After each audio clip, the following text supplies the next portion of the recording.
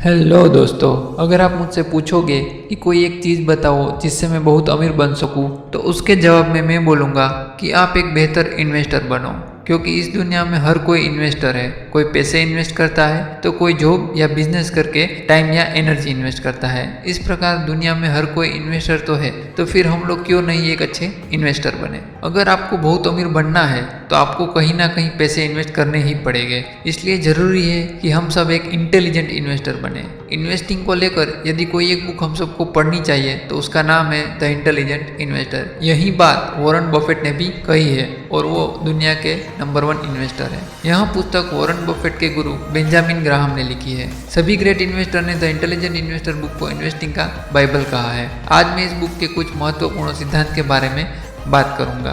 पहला सिद्धांत, aggressive versus defensive. Aggressive versus defensive के बारे में समझने के लिए आपको एक एग्जांपल से मैं समझाता हूँ। दो दोस्त हैं जो अमीर बनना चाहते हैं, इसलिए ये दोनों पैसे इन्वेस्ट करते हैं। दोनों दोस्तों में काफ़ी समानता है, जैसे दोनों काफ़ी समझदार हैं, दोनों का नेटवर्क समान है। परंतु एक बात दोनों को अलग करती है, वो यह है कि उनमें से एक एग्रेसिव इन्वेस्टर है और दूसरा डिफेंसिव इन्वेस्टर है। इसका मतलब यह हुआ, जो एग्रेसिव इन्वेस्टर है वह यह सोचता है कि हम जितना रिस्क लेंगे उतना ही अधिक रिटर्न कमाएंगे, इसलिए वह ऐसे स्टॉक में निवेश करता है जो जल्द से जल्द हाई रिटर्न दे, भले ही वह कंपनी अच्छी हो या बुरी हो। जबकि दूसरा दोस्त डिफेंसिव इन्वेस्टर है जो यह सोचता है कम से कम रिस्क में रिटर्न मिल सके, भले ही वह रिटर्न औसत ही क्यों ना हो, मतलब एवरेज ही क्यों ना हो। एक दिन एग्रेसिव इन्वेस्टिंग करने वाला दोस्त दूसरे दोस्त के पास आता है और बोलता है कि मुझे इस महीने एक स्टॉक से 60% रिटर्न मिला। तब दूसरा दोस्त बोलता है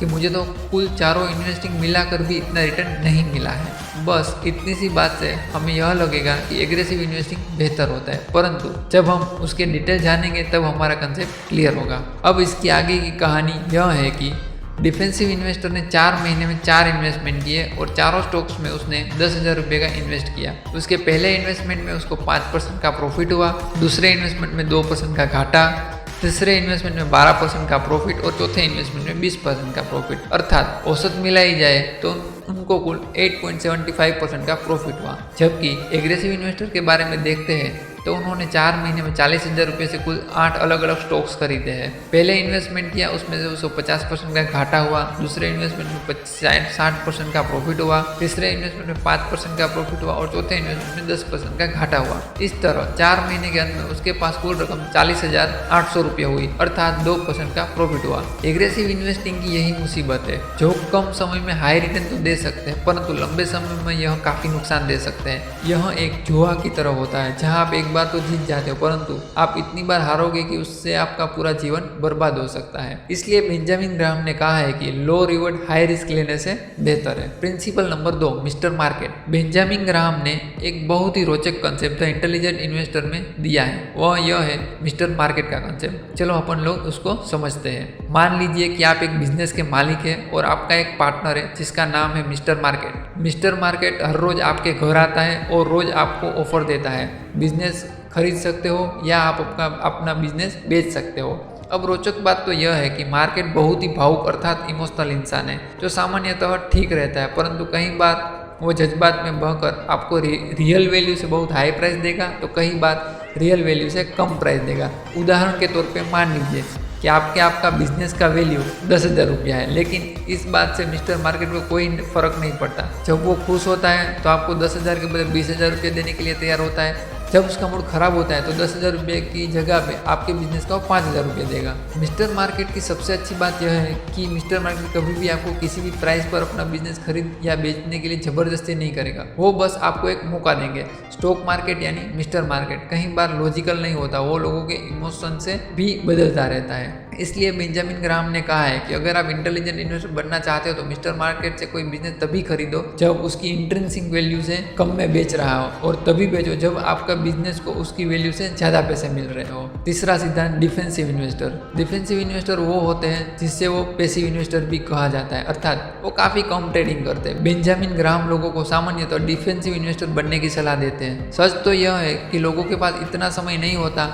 कि वो एक एक कंपनी के बारे में रिसर्च करे और एनालिसिस कर सके। अब मैं आपको एक फंडामेंटल नियम बताऊंगा जो आपको डिफेंसिव इन्वेस्टर बनने में मदद करेगा। डिफेंसिव इन्वेस्टर बनने के लिए आप अपने पोर्टफोलियो को 50-50% में बांट दीजिए। अर्थात यदि आपके पास कुछ 10,000 इन्वेस्ट करने के हैं तो 5,000 रुपये स्टॉक्स में और इक्विटी में डालें और बाकी का 5,000 रुपये बॉन्ड, डेट या कैश या इन्वेस्टमेंट विकल्प में रखें और उसी 50-50% का अनुपात मतलब रेशियो मेंटेन किए रखें। मतलब यदि आपको स्टॉक से 10% का मुनाफा होता है तो उसे निकाल कर दूसरे साइड में डाल दें और उसे फिर से 50-50% का बैलेंस कर दीजिए। यह एक निश्चित अंतराल जैसे हर महीने या 3 महीने पर करें। अब आप इक्विटी में जो निवेश करेंगे वो कम से कम 10 कंपनी या उससे अधिक 30 अलग अलग सेक्टर की कंपनी में निवेश करेंगे, वो भी वैसी कंपनी में जो कई वर्षों से लगातार अच्छा परफॉर्मेंस कर रही हो या आगे आने वाले 25-30 वर्ष में ये कंपनी मार्केट में बनी रहेगी। अर्थात वैसी कंपनी को ढूंढो जिसकी प्रोडक्ट आप बचपन से उपयोग कर रहे हो और आगे भी उपयोग करने वाले हो। जैसे कि टूथपेस्ट कंपनी है, तेल, साबुन, आटा, बिस्किट बनाने वाली कंपनी है, फिर पेंट बनाने वाली कंपनी या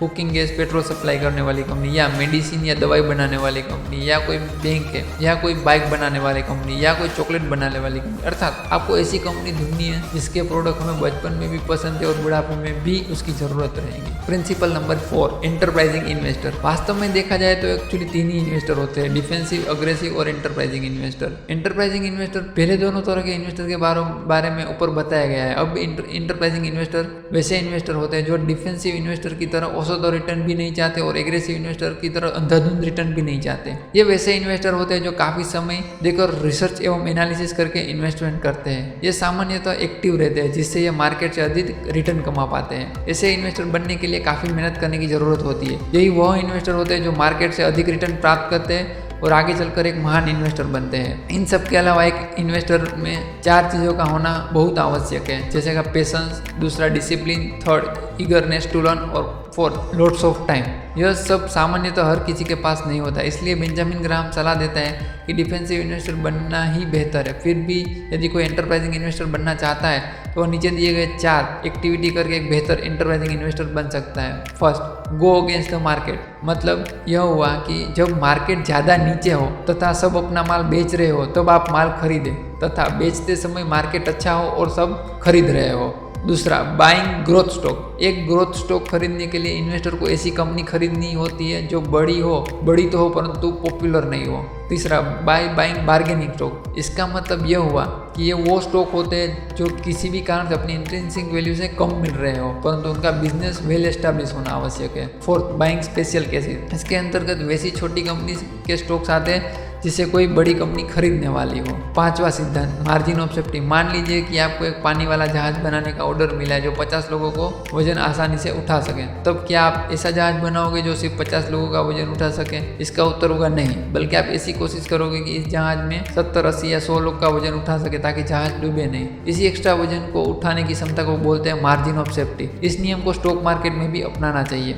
अर्थात जब स्टॉक मार्केट में किसी स्टॉक को लेने के लिए मार्जिन ऑफ सेफ्टी का ध्यान रखते हैं वे इसी 2/3 से ज़्यादा पैसे नहीं दे। अर्थात यदि आप समझते हैं कि किसी स्टॉक का प्राइस 50 रुपया होना चाहिए तब आप उससे 50 रुपये में नहीं बल्कि आप उसको 35 या 40 रुपये की रेंज में खरीदना चाहिए ताकि आप उस स्टॉक को खरीदते समय ही लाभ कमा सके। दोस्तों, ये थी बेंजामिन ग्राहम की लिखी हुई एक महान पुस्तक द इंटेलिजेंट इन्वेस्टर। दोस्तों, अगर आपको ये बुक समरी अच्छी लगी हो और आपको उपयोगी साबित हुई हो तो आप अपने दोस्तों के साथ फेसबुक और व्हाट्सएप पर जरूर शेयर कीजिएगा और ये आप बुक समरी कैसी लगी उसको कमेंट बॉक्स में कमेंट करके जरूर बताइएगा। थैंक यू सो मच दोस्तों।